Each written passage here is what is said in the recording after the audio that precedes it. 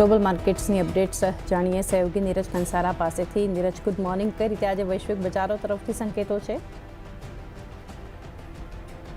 આજના દિવસે સંકેતો થોડાક આપણને નરમ મળી રહ્યા છે. ગઈકાલે અમેરિકાના બજારોમાં તો એક સારી તેજી આપણને જોવા મળી હતી, કારણ કે જે સીઝ ફાયરની જાહેરાત થઈ હતી તે વહેલી સવારે આપણને થતી જોવા મળી હતી. એટલે ભારતીય બજારોમાં જો એક તેજી આવી હતી એના પગલે આપણને ખાસ કરીને અમેરિકાના બજારોમાં પણ એક સારી તેજી સાથેનો જ ગઈકાલે કારોબાર જોવા મળ્યો હતો.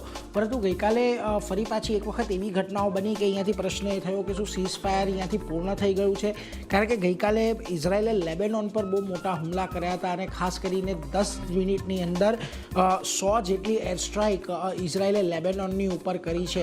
હવે આને લઈને ખાસ કરીને આ જે એર સ્ટ્રાઇક થઈ છે એની અંદર લગભગ 182 લોકોના મૃત્યુ આપણને થતા જોવા મળ્યા, કે જેની અંદર લેબેનોનનું કહેવું છે કે યુદ્ધ દરમિયાન એક દિવસમાં સૌથી વધુ લોકોના મૃત્યુ આ દિવસ દરમિયાન થયા છે.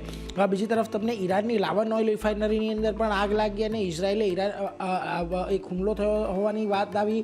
આંગળી આગ લાગી. જોકે ઇઝરાયેલે આ વાતને નકારી દીધી કે આ લાવન રિફાઇનરી પર ઇઝરાયેલે હુમલો નથી કર્યો, કોઈક અન્ય કારણોસર આગ લાગી હશે, એટલે એના પર પણ એક રહસ્ય ઘરાયું.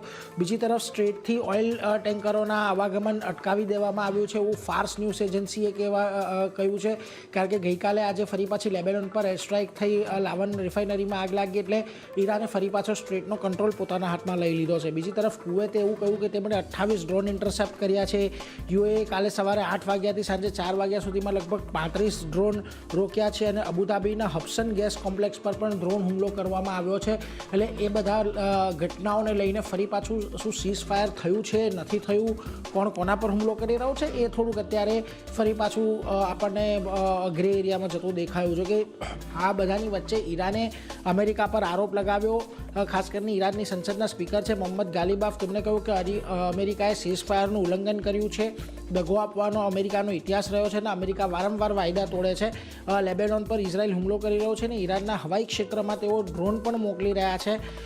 આવી રીતને આક્ષેપો ખાસ કરીને આ ઈરાન દ્વારા કરવામાં આવ્યા હતા અને એમણે એવું પણ કહ્યું કે જે યુરેનિયમ એનરિચમેન્ટ છે તે અમારો અધિકાર છે, એટલે અમે કરીને રહીશું, એ પ્રકારની વાત પણ તેમણે પોતાના નિવેદનની અંદર કરી. જોકે ખાસ કરીને સામે પક્ષે ટ્રમ્પ અને વ્હાઇટ હાઉસ દ્વારા આ વાતને ખાસ કરીને નકારવામાં આવી. બીજી તરફ સીઝફાયર ઈરાનના 10 પોઈન્ટ પર આધારિત છે એવું ટ્રમ્પે કહ્યું છે. બીજી તરફ વ્હાઇટ હાઉસે પણ એવું કહ્યું હતું કે ઈરાનની જે પહેલી માંગણીઓ હતી તે અવ્યાવહારિક હતી, એટલે પહેલાં અમે નકારી દીધી એ બધી માંગણીઓને, ત્યારબાદ ઈરાને વધુ વ્યવહારિક માંગો સાથે ફરી પાછો અમારો અપ્રોચ કર્યો.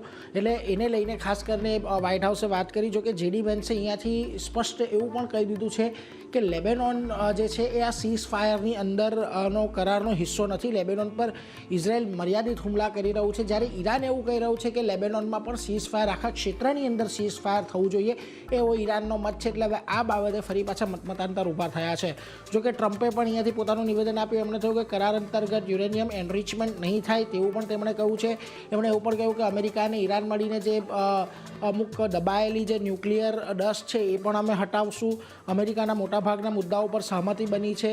જોકે એમણે એવું પણ કહ્યું કે લેબેનોનની સ્થિતિ અલગ છે અને ઈરાન સાથેના કરારનું ઉલ્લંઘન નથી, એ પ્રકારની પણ તેમણે વાત કરી. અને તેમણે સ્પેસિફિકલી એવું પણ કહ્યું છે કે જે દેશ ઈરાનને હથિયાર સપ્લાય કરશે એના પર 50% ટેરિફ નાખવામાં આવશે.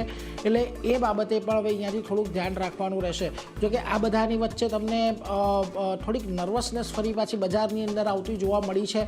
જોકે ગઈકાલે આપણે એશિયાના બજારોમાં, ભારતીય બજારોમાં બધી જગ્યાએ તેજી હતી, એટલે થોડાક ટેકનિકલ દબાણ પણ આપણને આજના દિવસે જોવા મળી શકે. એટલે જો આજના દિવસે તમને નિક્કી, કોરિયા, તાઇવાન અહીંયા દબાણ છે, પરંતુ ગઈકાલે જે તેજી હતી એના પ્રમાણમાં એટલું દબાણ નથી જોવા મળ્યું. હેંગસેંગ, સ્ટ્રેટ ટાઈમ્સ અને શાંઘાઈ પણ આજના દિવસે લાલ નિશાનમાં છે. વેલ, ગિફ્ટ નિફ્ટી પણ તમને સંકેતો આજે જુઓ ઘટાડા તરફીના જ આપી રહ્યું છે, કારણ કે ગઈકાલની જે તેજી હતી એ 5 વર્ષની સૌથી મોટી ઇન્ટ્રાડે તેજી હતી. એટલે એટલી મોટી તેજી બાદ થોડું ઘણું પ્રોફિટ બુકિંગ આવે. જો આપણે જ્યારે સવારે શરૂઆત કરી હતી ગિફ્ટ નિફ્ટીની 125 પોઈન્ટનો ઘટાડો દર્શાવી રહ્યો હતો, અત્યારે માત્ર 50 પોઈન્ટનો ઘટાડો દર્શાવી રહ્યો છે. એટલે કોઈ બહુ વધારે મોટા ચિંતાના સંકેતો અત્યારે આપણને વૈશ્વિક બજારથી નથી મળી રહ્યા. એક લાલ નિશાની અંદર આપણને શરૂઆત થતી જોવા મળી શકે છે, પરંતુ શક્યતા છે કે કદાચ અહીંયાથી આપણને નીચલા સ્તરેથી એક સારી ખરીદારી ફરી પાછી આજે આપણને કન્ટિન્યુ રહેતી જોવા મળી શકે છે. જી નીરજ, આભાર આપનો આ સમગ્ર માહિતી માટે. તો આ